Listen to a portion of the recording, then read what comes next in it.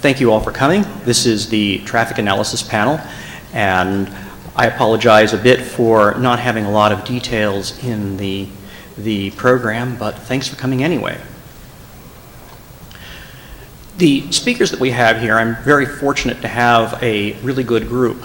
That end we have Raven Alder, who's hacker extraordinaire, capable of doing nearly everything. On the other end I have Ricardo Batati, who is professor at Texas A&M University and has also done a lot of work on this field, so he has some great slides to show. I'm John Callis. I am CTO at PGP Corporation. I have been doing security and cryptography for entirely too long. We also have Nick Mathewson, who is one of the developers of Tor.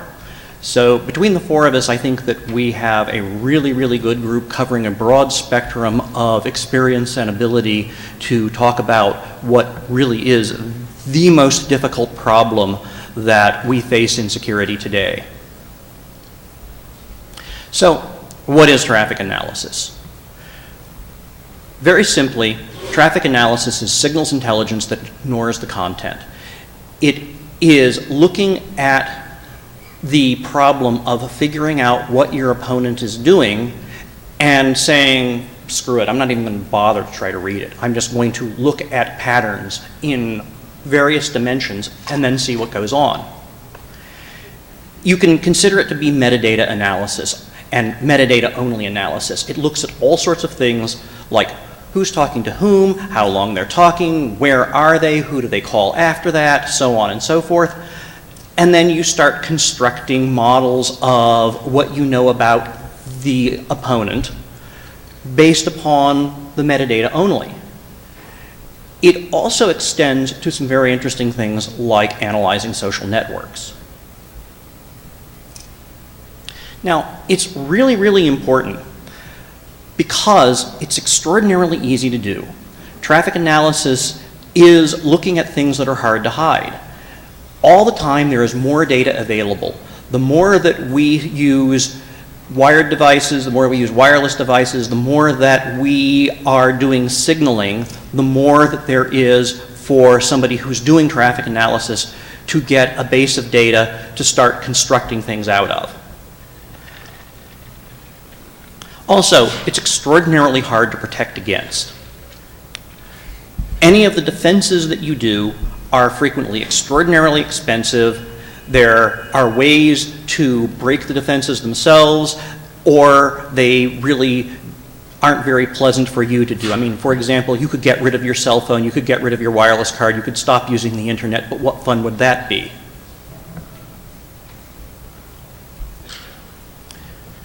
So, let me give you a scenario. Let's just suppose that you have a worldwide data collection system. I mean, it could happen. I mean, somebody might have one. Let's also suppose that there's ubiquitous crypto and that it's pretty good crypto. So the major problem that you're going to have is that you're going to have data reduction problems because you have this worldwide network and there's all sorts of things going on and a lot of it's being encrypted. So you need to, in many cases, throw stuff out and figure out what it is that you need to throw out, and that is in fact one of your biggest problems. So how would you solve the problem with your worldwide collection network of coming up with as much information as you could? And the obvious answer is traffic analysis.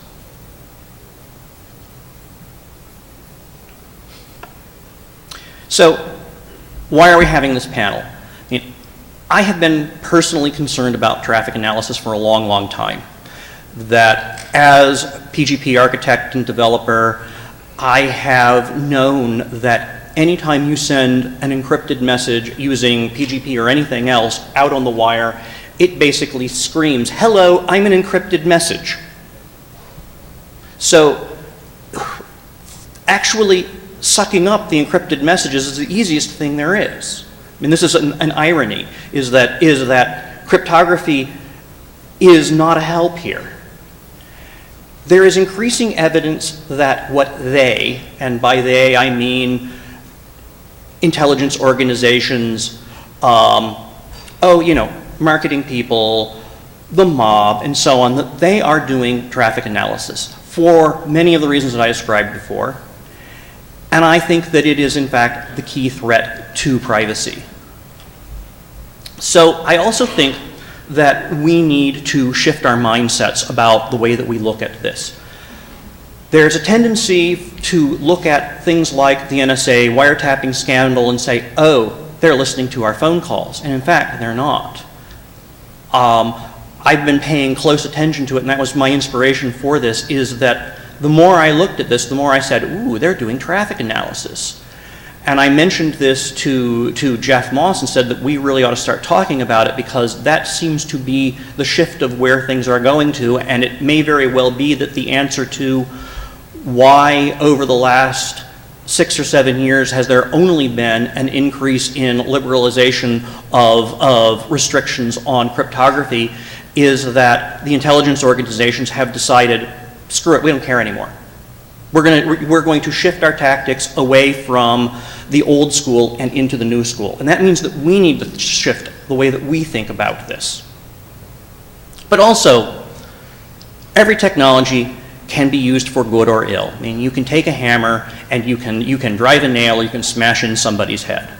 So, if you know, the idea that technology itself might somehow be particularly evil might apply to certain things like, oh, you know, nuclear weapons and chemical weapons, but when you get to things like fire, you would have to give that up. So it's best to look at these things. So the way I'm going to structure this is that we want to have a conversation about traffic analysis.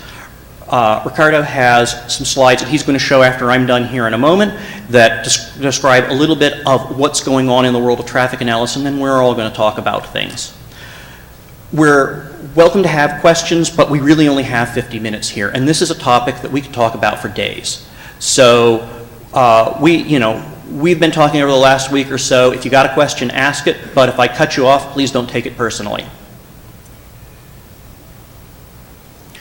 Now, lastly, here's a really good source. This is by George Danezis. He's got a paper that he wrote late last year, an introduction to traffic analysis, and also his slides for the talk that he gave. Read them on the way home. If you're on the net now, download them now, but read them later. It is a really good introduction of exactly what's going on, some historical context, and so on and so forth. So that's it for me. And let me get the next set of slides here.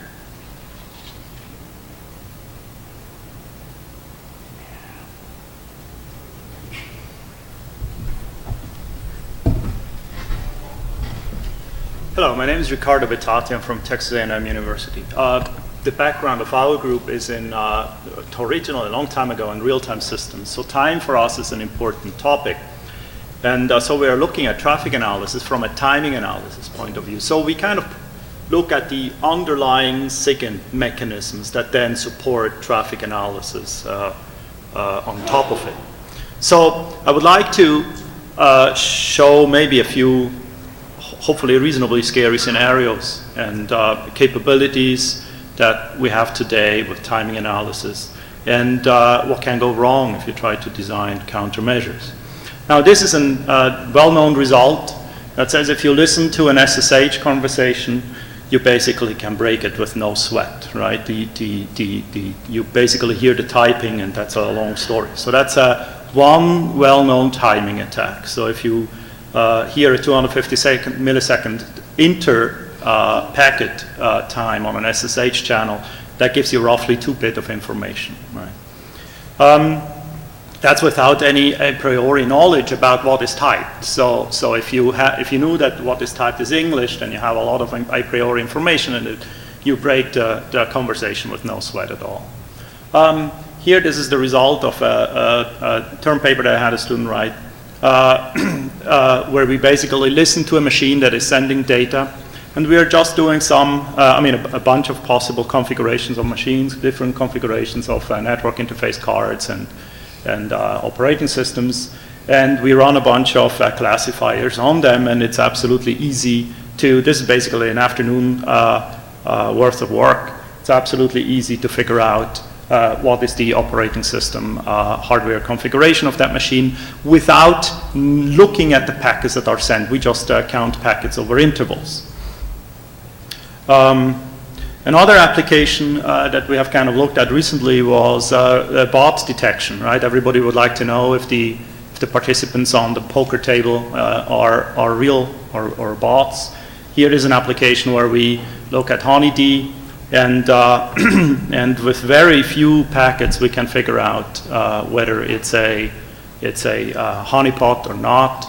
And this is without looking at the packets, without looking at the protocols. We treat the entire machine as a black box. It's just the timing. And the results are trivial. It's because the underlying timer is really poorly implemented, right? And we see this. So what are countermeasures? Link padding is a classical countermeasure. You have an underlying traffic pattern, and what you put is some sort of a cover pattern on top of it. And so this is a possible implementation thereof, and it shows that the problem is that link padding is really, really, really hard. And here, actually, it's very difficult to see. Maybe we can basically listen on the radio. The cover channel that goes over a padded link for even a passive observer is a very high capacity channel. Other scenarios, and here we are looking at a naive implementation of an anonymous networking scheme. Some of those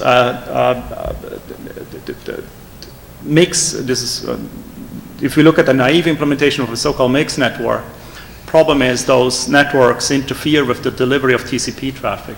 So if you start mucking around with TCP becomes very highly visible.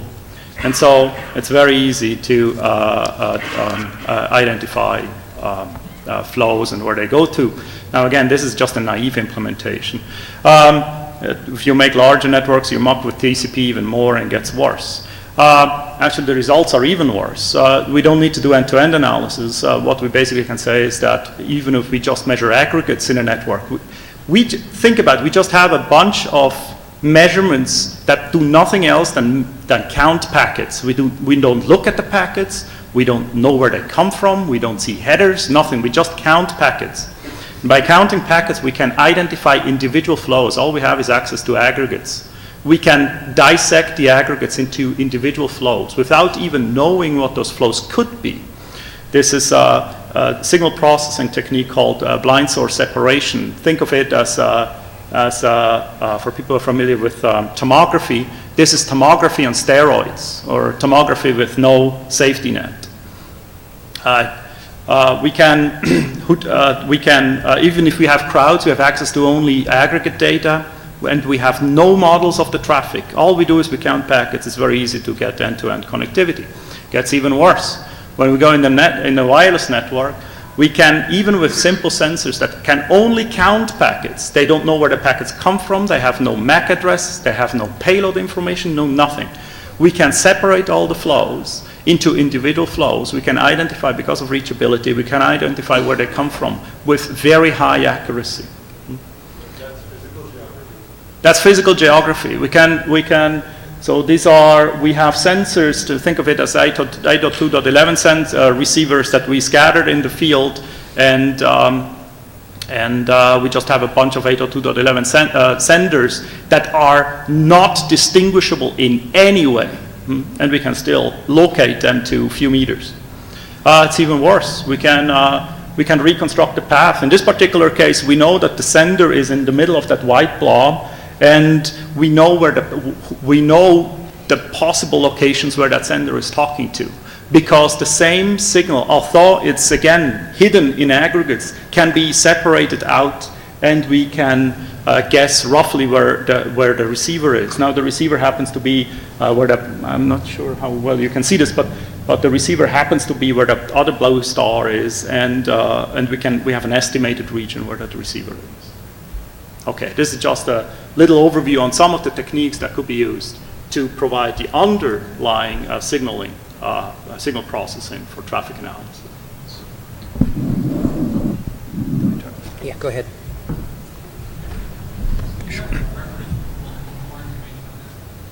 Pardon? Again? Yeah, go to my website, and there is a paper that has a good, extremely good reference. Yeah. Pardon? We want to know URL. Google for him. Do a Google search. Yeah. Google Betat, there is only one. Yeah. I'll go back and get that. So, I'm going to start off with discussion here, and we have Tor Developer here. So Nick, what can be done? I mean, we painted a very bleak picture here, but what we've also been talking about is worst cases. We really have been talking about what happens when you have a lot of large-scale surveillance, but there are very effective things that you can do in a lot of normal cases. So what is possible and useful? Well, let's start. Actually, I think I'd like to start with a example. And is this mic on? Good. Can people hear me? Okay. Good. So I'm going to claim that we should start by resisting comparatively weaker attackers. Most of this, a lot of stuff that is going on in the literature right now is ways to try to, given certain amounts of data, do interesting things to larger systems or systems that try to take specific steps. But something that hasn't really reached public understanding, and I don't even think in the community here has gotten enough attention, is what you can do just by looking. Because most people are not taking active steps to resist traffic analysis. Running Tor helps, but a lot of people aren't. And and because of that, you don't need to do any kind of analysis on data streams. You don't need to do any sort of timing analysis. You can simply look at the traffic on the network, and yes, it's encrypted, but you know where it's going. The size of data being transmitted is not obscured. You can combine for stuff that isn't encrypted, you can combine individual non-encrypted pieces of data to come up with an interesting profile of people. For instance, if I know, say, I can tell that you're SSHing into this machine here, which is also running the website of so-and-so, and no one else's website, so probably that's you. So now I know who you are. I see you visiting another website, downloading an SSL file of a certain size. Well, that website only downloading a file via SSL of a certain size. Well, that website only has a certain number of pages, and only a few pages actually follow that particular size distribution, so now I know what you did. That page is a form. Well, all right, there's only a few options. You sent something in that makes me think you sent in a dozen characters or so. That probably means you chose option such and such. And later on, you visit some LiveJournal friends page. Maybe that's you. Maybe that's an account you didn't want linked. You visit a bunch of other sites, and basically, I can get a pretty good profile of you from just observation right now if you aren't taking steps against it. So, yes, back to the original question, what can be done? It kind of depends against whom. Against a large intelligence agency that is eavesdropping a whole lot and maybe might know somebody who knows statistics and can read papers, not a lot right now. Sorry, don't arouse suspicion, carry on conversations in person in quiet tones. But, against the folks in this room, yeah, you can do pretty well, I think. Anybody want to add anything? Did I even answer the question? Raven, you want? One of the other things that I've seen recently, and something that you guys can do, many sites, particularly social networking sites, it's sort of a peer model. You can link to people, they can link to you, and there's differentiation between who does that, and that can be a really valuable source of information. For those of you on LiveJournal, I'm sure you've seen people stomp off and delete their LiveJournal and have a tantrum, and then suddenly, 2 days later, someone pops up with all the same friends, and it's not really hard to figure out. There are options on some of these sites for obscuring who is allowed to see who your friends are, etc. But a lot of the time there's back-end databases that are publicly mineable that do this sort of thing as well. we were discussing in the prep dinner last night that we haven't seen a lot of cross-site correlation, but, if I'm Raven at LiveJournal, I'm not, but, maybe I'm also Raven at Orkut or Raven at LinkedIn or what have you, and you can look at those and see if there are similar data patterns across those as well. One of the things that I found, being privacy aware, I've tried for years to make sure that when you Google my name, what pops up is mostly respectable. You see me posting to Linux Chicks, and you get my own web page and a couple of articles that were written, and I was very pleased by that. So last year, there was a piece in Slashdot that was written about me, and that caused a million of my well-meaning, not-so-security-aware friends to write posts that were public on their blogs or other forums going, oh, hey, my friend Raven's in Slashdot, link to article that contains my full name. And, oh my God, I remember when we went to Lesbian Ninja Pirate Weekend and did blah, blah, blah. I'm like, ugh. This is not what I need future employers to be Googling on. So, the lesson there is that even if you are paranoid and careful, you may be linked to people who are not paranoid and careful. And just by looking at those patterns, you're still in trouble. So I went around and thwacked all my friends with the security bat for a couple of weeks and explained why it was I didn't want them doing this and had to wait for it to expire from the Google cache, but I'm sure archive.org's got it. So don't be me. So I'll add in a little too, which is that there still are nonetheless tools that you can use, and Tor is a valuable one. You just have to understand what it's good for. For example, suppose that you don't want anybody to know that you got a copy of PGP. Well, if they're really after you, that might be kind of difficult, particularly if you start sending a lot of emails using it, because they will say begin PGP message at the beginning of them all. But downloading the software from Tor doesn't put you in our weblogs. Similarly, anything else where you go, Tor has this ability to remove or blunt some of the signals that people are going to get from log analysis. And particularly because logs are very likely to be retained for God only knows how long. Relatively few people have policies about how quickly they burn them. So if you're going to be there and you don't want anybody to know what IP address that you downloaded something from, it's very simple. Use Tor. Tor will protect you from that level of analysis where there's lots of stuff that's been lying around in tracks that can be done from IP address and geolocation after the fact. It will also be helpful for you guys to just think about the metadata that you're sort of scattering in your wake as you go around living your daily lives. I think probably half of you have cell phones that are probably turned on, and that will give, hey, this phone is registered to the network in, roughly this area with respect to a tower at this time. And if you don't want people to know you're hanging out at DEF CON, that might not be the most brilliant thing to do. Every time you use your credit card or something like that, you leave a little bit of data footprinting. And even if you don't look at, okay, how much you spent or where you spent it, you can still see, okay, the credit card was in use at this time, and that provides tracking information about you that you want to be aware of. So just start thinking about these things. I'm sure most of you have already had some thoughts along those lines. So the next thing is I want to get a little bit more theoretic just for a bit, and that's to talk about what we as a group can start doing with this, because traffic analysis properly applied is an extraordinarily powerful tool.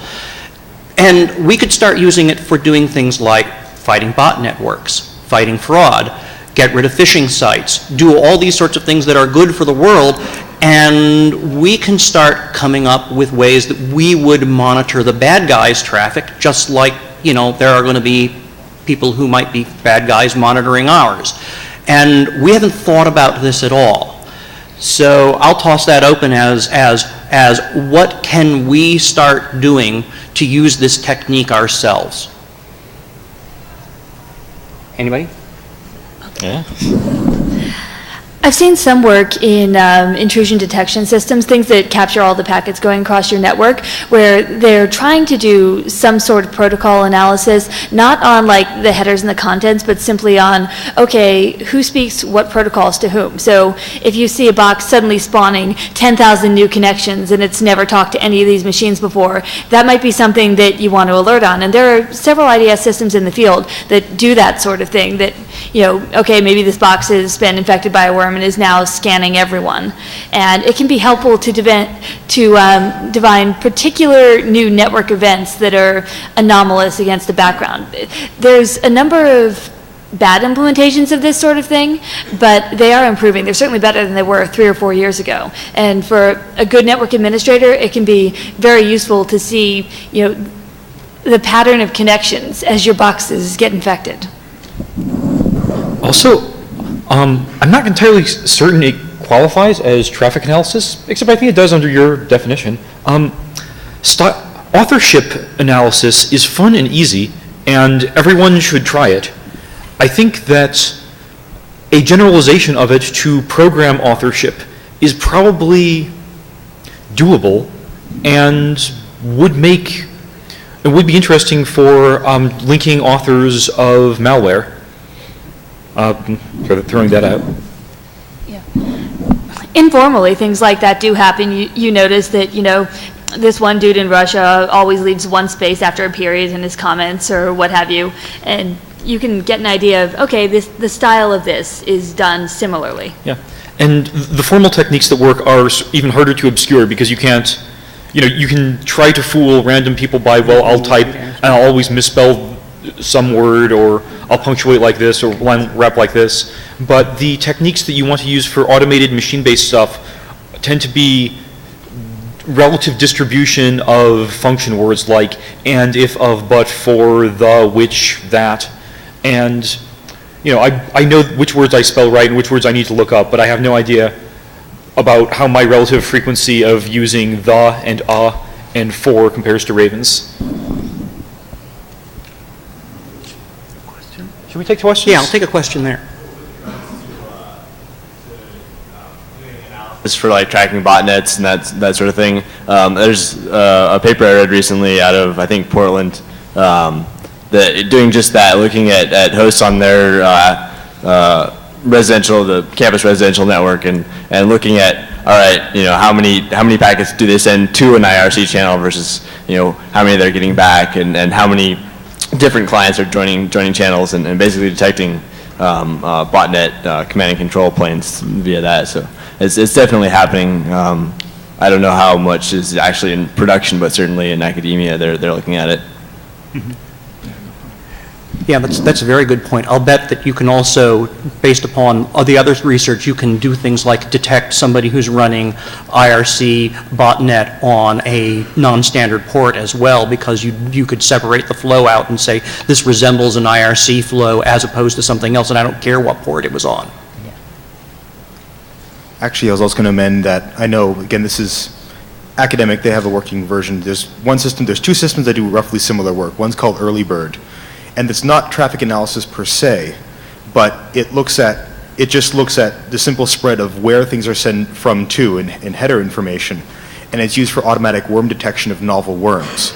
So it looks for small kernels of invariant packets and a sudden widespread distribution to try and indicate novel patterns in worms. So without trying to use signature-based detection. So there's similar systems for that. It may not be true traffic analysis because it's not just raw traffic through a point, but it's the idea of doing basically target address spread analysis in this case. So if suddenly one sender is sending a packet with a small invariant with a small but invariant chunk of information that's not header information, that's not your expected invariant, to a large number of targets at a certain interval or whatnot, it starts triggering it. So there is some similar work. I believe there's one called Early Bird. I can't recall the name of the other one, but so there is some interesting work in worm detection as well that way. Yeah, I think that counts as traffic analysis. One of the very early things, like a lot of the technologies that we use, they come originally out of military uses. And in World War II, one of the things that they would do is that they could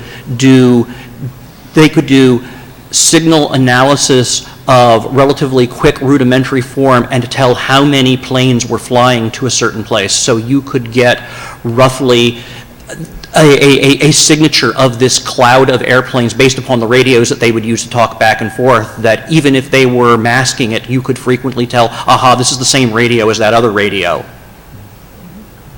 Yes?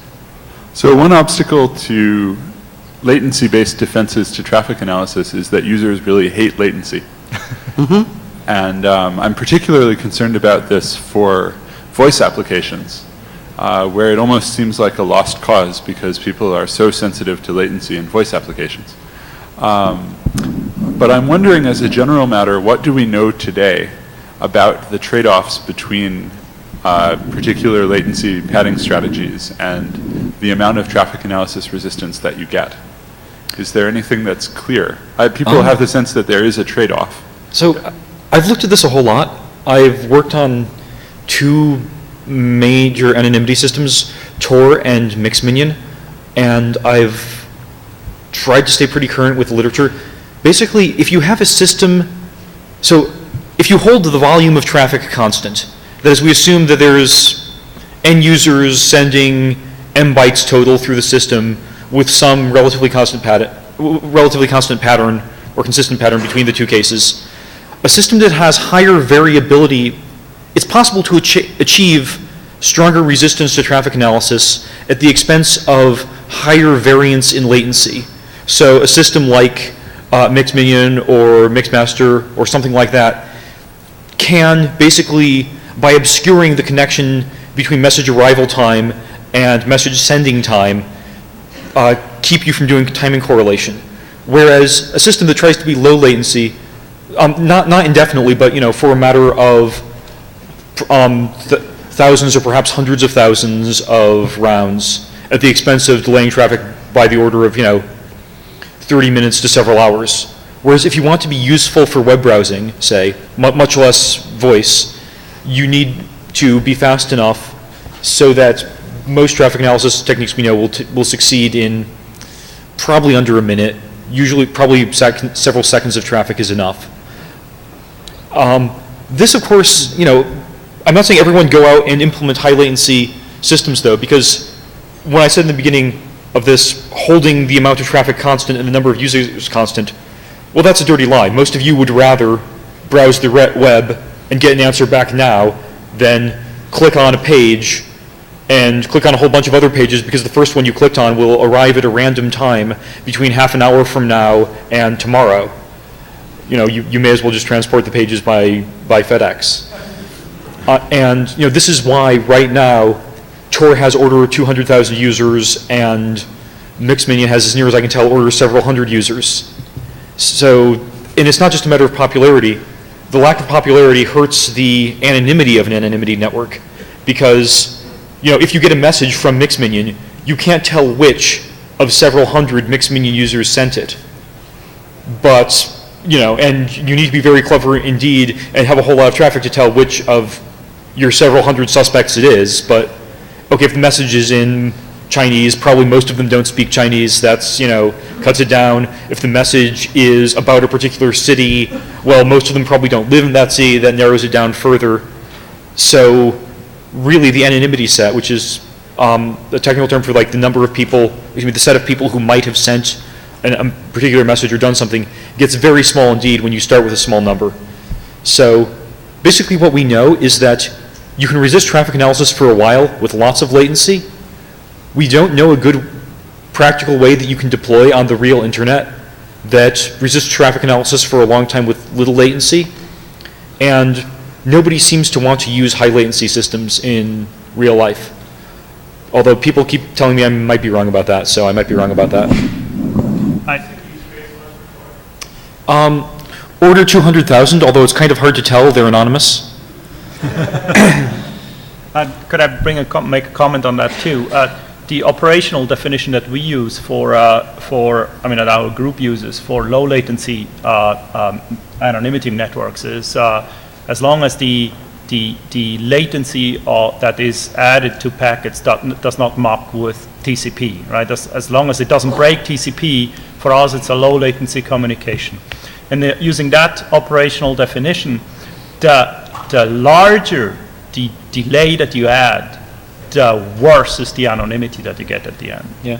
Although to be fair, no currently deployed anonymity system actually transports raw IP frames. Right. So nobody is actually doing TCP over Tor or TCP over really any of these. I think, I couldn't tell you about Zero Knowledge. I suspect that they did something clever to try to work around this, but but their product, the Freedom Network, is no longer with us, so it's not necessarily relevant. Anything else? Well, I mean, actually, sorry, I just got interrupted, and I wanted to say that the protocols that are used, of course, in anonymity networks are not totally naive, right? I mean, that you don't want to use a tight loop, high timing footprint feedback control mechanism like TCP, when all you want to do is you want to hide your footprint. The other point that may be related to the question that you're asking is, and that's a bit of pet peeve that I have in general with this whole area of traffic analysis, is that we are really not, we really should focus on finding metrics that allow us to think in a structured fashion about how much protection do we get, right? In anonymity systems, they are relatively well-defined systems, right? You have an anonymity set, you would like to hide the anonymity of users, so, so how much information do you leak and all these kind of things, right? So there it's relative, but still, it is, I always compare it to encryption. Encryption is so pretty, the story is so simple that you can tell, right? You can tell a customer, you can say, you know what, there is some complexity analysis that tells me that the effort that an attacker has to make to do a particular type of attack is bounded, right, by some whatever. And that does not exist yet in the traffic analysis. We don't even know how to think about it, right, at this point. So if the moment we could come up with some metrics that will allow us to tell a simple story, right, then we would already be in a much better shape. Right. All right, I'll take the next question. A minute ago, you were talking about RF fingerprinting, and certainly after the Johnny Cash talk, RF fingerprinting seems pretty powerful form of traffic analysis, and one that just keeps getting easier and easier. I know that several people have been playing with GNU Radio and trying to look at cell phone RF fingerprinting based on cheap hardware. And we also know that OS stack client fingerprinting is very easy with passive observation. And in theory, it should be pretty easy to do geolocation via fingerprinting, just, I mean, this much delay. Is there anything public that you know of that is working on actual client IP and TCP-based fingerprinting based on timing and things like that? Because it seems to me like this is tractable. Do you know? I mean, I'm not Yeah. personally not aware. I mean, we do it kind of as a hobby, do a lot of that, but I don't know if any published work. How plausible do you think that is, actually being able to look at this stream and start working out this person is probably in the San Jose area and working down from that, this is the same one I saw last week? I would be surprised if it didn't work. Yeah, I would expect it to work, and I would expect that there are some effective countermeasures that would work very well, and some that would work well enough, but would still let you know some things. I mean, I'll bet that if, say, I were using a VPN back to San Jose, that you could geolocate the exit IP and conclude that I am not in San Jose and come up with a set of likely locations, but that could be, it could include both Las Vegas and London, based upon knowing there's a fast path here and a slow path there. Right now, my default assumption about any form of traffic analysis is that it will work. Right now, in the research field, if you can publish a paper that says, there's two kinds of interesting paper. Here's a form of traffic analysis no one thought of before. Look, it works. The really interesting kind is, here's a countermeasure that works. Because countermeasures are much harder, and mostly they don't work. Do you want to do the next question, or do you want to? Yeah, I think I'm going to, yeah, I'll take one more, and then I'm going to move on a bit. Okay, there was an interesting comment earlier about early bird, and I'm sure all of you are analyzing data differently. Are there any particular algorithms you're using, like entropy algorithms or LCP algorithms, natural language processing algorithms, that you find are showing a little bit more promise than just pretty much mean mode kind of analysis? They all work.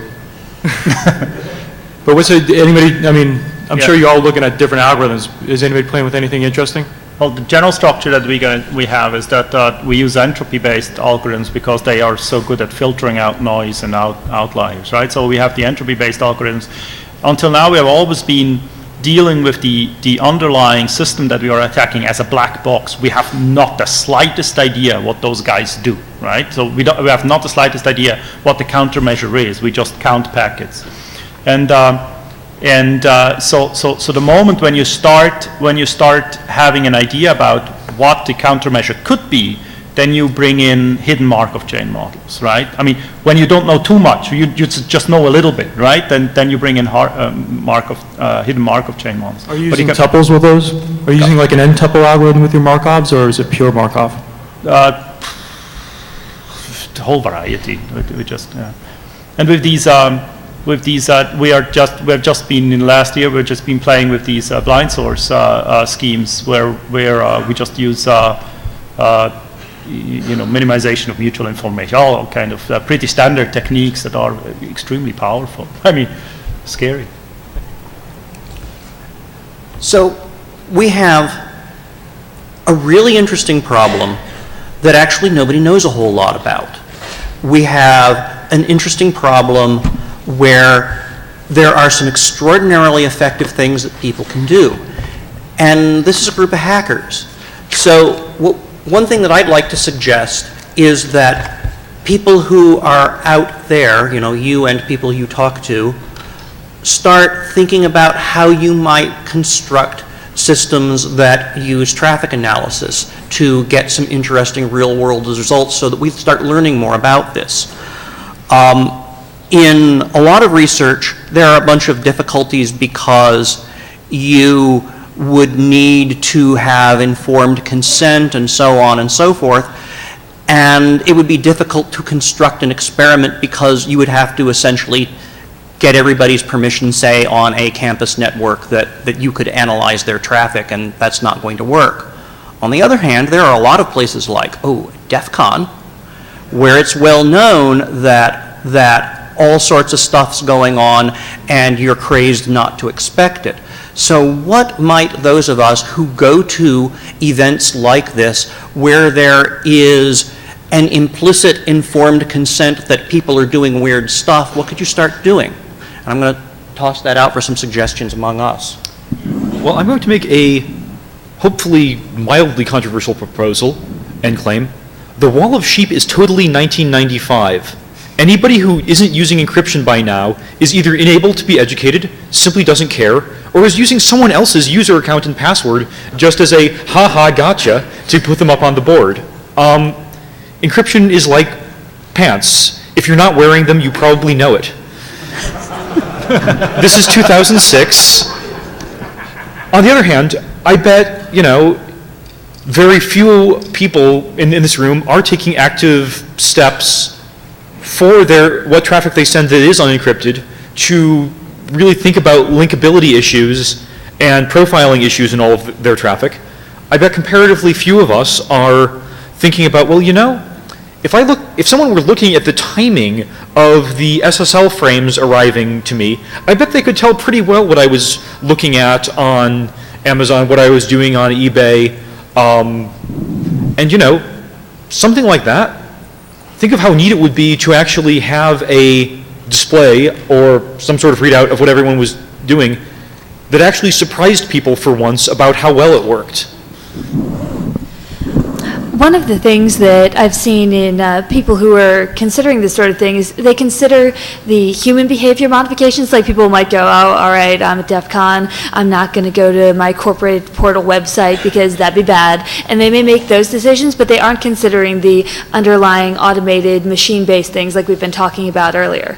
And, you know, these things are getting mapped. Like, I'm sure some of you have also had the experience about 3 or 4 months ago where you suddenly started getting a whole bunch of spam where the subject lines were from people you know, like people you know who have pretty uncommon names. I know I got a whole bunch of it, and there is no way that it's just, you know, randomly generated. So people are out there mapping these networks and relationships and using it for their financial creepy purposes. We need to start looking too. Oh, another quick thing. Everyone knows at this point, don't go making ciphers until you've spent a lot of time learning cryptanalysis. You might not want to go out and start designing countermeasures to traffic analysis until you've done some traffic analysis for a while, because if you don't, it's not all that hard to design something that surpasses your own understanding of what you know how to break, but I bet if anybody comes up to me with an unbreakable scheme for traffic analysis resistance in the next month or so, experience suggests it probably won't work. So then again, you know, maybe we'll solve this problem really soon, and I'm wrong about that. Oh, but I have this badass perfect encryption algorithm that I designed myself, and I have this bridge in Brooklyn. Does it use chaos and fractals? Oh my God. Okay, we got 5 more minutes, so let's make good use of it. I'll take the next question. I have 2 kinds of pessimism that have just come to mind that I wanted to inject. One is the idea of the cost of countermeasures, not just in terms of added latency, but in terms of if you want to send cover traffic, then you need to send more data on the network. Correct. Briefly, no one has a affordable cover scheme that the average web user is able to implement, that a volunteer network can implement, and that actually helps resist any kind of worthwhile traffic analysis. You are right there. This is an active research topic. And so certainly for people who are running Tor, even if there were a technically feasible way of doing it, people are already feeling lucky just to be able to dedicate as much network capacity as they do, even without injecting more network capacity requirements. Exactly. There's no, as the Tor network is currently structured, it seems very unlikely that people would be willing or able to actually provide bandwidth for cover traffic in any amount that would actually help. The other thing is, even if your packets are encrypted, the nice graphs that we saw before about flow separation and all those nice results are without looking at unencrypted protocol headers. But the unencrypted protocol headers are actually present. So people can actually intercept them and actually use that data as another input. Mm-hmm. So even on top of what we've seen, a real attacker who wants more data inputs would also be able to use source and destination IP addresses, yep, maybe TCP ports, things like that. Well, there's even more data available when you want to go beyond just counting packets. So it's scary to see what you can do without needing that data. Yes. Ricardo was telling me yesterday, too, about a system that they had built, which was an IPsec system that did constant load in it. And after they built it, they started using these timing techniques and could then start extracting information from it. And all of that constant traffic running everything full bore was for naught. So I'd like to make a suggestion for productive work in the future. One of the themes that's gone on here over the last 3 days has been the threat posed to you and me and everyone else from organized crime, identity theft, spam, phishing, and so on across the net. Vixie, and I don't know if he's in the room here, makes a fairly interesting argument that technological countermeasures to botnet command and control centers and so on, in terms of shutting them down and making them more difficult to deploy, will only sort of do what the same sort of things to spammers did, which is create better botnets and better phishers and better identity thefts. And that potentially the more productive approach, the more productive long-term approach, is to sit back, listen to them, find out where they are, and send the fuckers to jail. If you want to participate in something like that, it strikes me that an extraordinarily productive white hat sort of measure in using traffic analysis and signals intelligence is to start listening to these fuckers and find out where they are. Next. Hello. A couple of avenues that came up in my mind while we were discussing all this today that came out of just some high-level things that you touched upon. You hit upon, briefly, baselining and the idea of baselining, and it sounds like what we need to do is come up with some new techniques of baselining what's going on. I think it is possible to baseline encrypted protocols and then do comparative analysis to figure out more interesting things about what's changing in the baseline from day to day, minute to minute, second to second, session to session, what have you. We probably need to be doing some kind of paradigm shift for baselining. I don't know what that is. The second thing, too, is another avenue that I thought about. Raven mentioned how there's a little bit of apathy when it comes to people's ideas about traffic analysis or their lack of awareness of traffic analysis. Somehow, traffic analysis needs to be made sexy, damn cool. We're trying. Yeah. Go do some and frighten people with it. Yeah. And also, there is a huge opportunity here because we're still at the stage where we don't know what we don't know. Right. Yeah. That we are reaching into the dark and coming up with continual surprises of, oh my God, this is incredibly useful, more than I ever thought. So what we need to do is to start figuring out what's going on, and that means that if you want to do something, the chance that you'll find something useful is really high. Yeah. From a public perception point of view, we're in the 1980s and your manager doesn't yet know that you can look at Ethernet traffic that isn't your Ethernet traffic. You can read my email? You mean it's not secure because it's on computers? Right. It goes to other people? So, bizarre. And something that else was just a crazy idea that bobbed up. You were talking about entropy-based methods of countering.